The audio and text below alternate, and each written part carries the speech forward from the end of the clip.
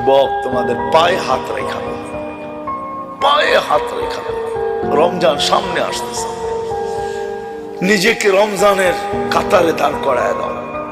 কিছু কিছু সিরিয়াল আছে যেখানে প্রস্তুতি নিয়ে দাঁড়াইতে হয়। আজকে প্রস্তুতি নিয়ে দাঁড়াও, রমজান আসতেছে, প্রস্তুতি নিয়ে দাঁড়ায় যাও, বলি হয়ে যাবে। নবীর আদর্শকে আদর্শ বানাও, তোমাকে সিরিয়ালে দাঁড় করায় দাও। কালকের থেকে রমজানের সিরিয়ালে, রমজান আসতেছে সামনে ওলি বানানোর জন্য। রমজান শুধু ওলি বানাবে না, আরো কিছু বানাবে। এক রাত্র 83 বছর, এক মাস 70 মাস। প্রত্যেক ফরজ 70 গুণ বাড়বে, প্রত্যেক নফল ফরজের মর্যাদা পাবে। আর কি চাও? প্রথম 10 দিনে রহমতের ভান্ডারের ভিতরে আমাদেরকে ডুবায়া রাখবে, দ্বিতীয় 10 দিনে মাগফিরাতের ভান্ডারে ডুবায়া ক্লিন করবে, তারপরের 10 দিনে আমাদের নামে চিঠি ইস্যু করবে, জাহান্নাম থেকে মুক্তি চাও। নিজেকে সিরিয়ালে যদি দাঁড় করাইতে চাও, তাহলে কালকের থেকে অঙ্গীকার করো, কালকের থেকে নামাজ কোনো অবস্থায় ছাড়বো না। ওয়াদা পাক্কা ঠাক্কা, আল্লাহ কবুল করো।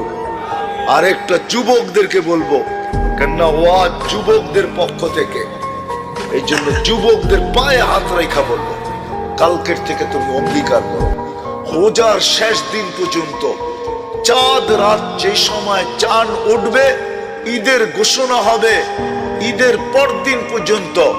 কেননা ঈদের পরের দিনটা চাঁদ উঠার রাত্রটা জায়েজার রাত্র, পুরস্কারের রাত্রটা।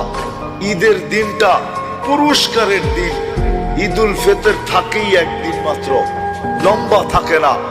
কালকের থেকে অঙ্গীকার করো যে আমার নেট কালকের সকাল থেকে নিয়া ঈদের পরের দিন পর্যন্ত কোনো গুনার কাজে আমি ব্যবহার করব না, না, না, না।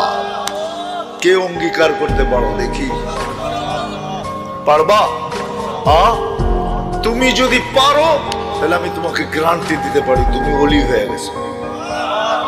যে আল্লাহ আমাদেরকে মানুষ হিসাবে অস্তিত্ব দিয়েছেন, শুধু মানুষ হিসাবে না, এটা তো একটা ছোট দয়া। আমি মনে করি মানুষ হিসাবে অস্তিত্ব দেওয়া, এর চেয়ে বড় দয়া হলো মুসলমানের ঘরে দিছেন। এর চেয়েও বড় দয়া হলো মুহাম্মাদি বানাইছেন, মুহাম্মদুর রাসূলুল্লাহ সাল্লাল্লাহু আলাইহি ওয়াসাল্লামের উম্মত বানাইছেন।